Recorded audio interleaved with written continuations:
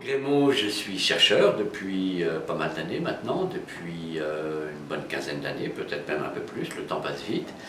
Et en même temps, je suis maître de conférence à Lyon 2, au département d'études arabes, où j'enseigne essentiellement la littérature arabe moderne. Le thème de recherche, c'est, on va dire, la culture arabe contemporaine, tout ce qui est production culturelle, contemporaine, c'est-à-dire la période actuelle, et moderne. Je m'intéresse en fait à ce qui se passe dans cette région du monde sur le plan culturel à partir de la fin du 19e siècle, c'est-à-dire à partir du moment où on peut parler d'une modernité culturelle arabe.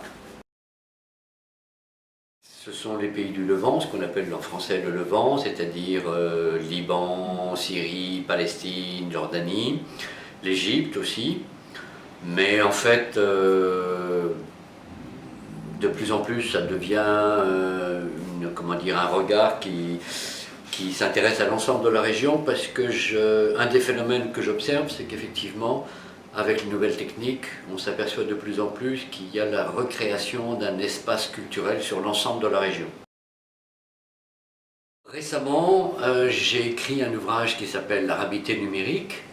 C'est un ouvrage que je n'avais pas prévu de faire comme ça, mais que j'étais un peu obligé de faire parce qu'il y a eu ce qu'on appelle le printemps arabe, même si le terme n'est pas bon. Comme moi, j'avais travaillé depuis longtemps, déjà depuis plus d'une dizaine d'années, 15 ans, bientôt sur Internet. J'avais fait au début des années 2000 une petite recherche sur les médias au Liban et l'usage, l'utilisation d'Internet. Donc comme j'avais un petit peu travaillé là-dessus, je me suis dit que c'était dommage, qu'il fallait quand même que j'utilise un petit peu ce que j'avais comme données, comme information, et la réflexion que j'avais déjà menée, pour essayer de réfléchir à ce qui se passe, à ce qui s'était passé dans le monde arabe, au niveau en particulier de l'utilisation d'Internet et de nouvelles technologies dans les soulèvements populaires.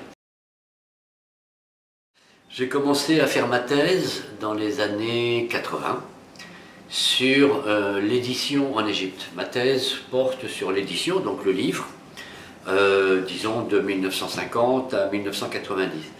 Ce qui m'intéressait à cette époque-là, c'était pas simplement de travailler sur les idées, sur les concepts, mais de montrer comment le contexte économique, social, les politiques culturelles, les maisons d'édition, le marché des idées en sorte, comment toutes ces choses-là avaient une influence sur la production et la consommation des idées.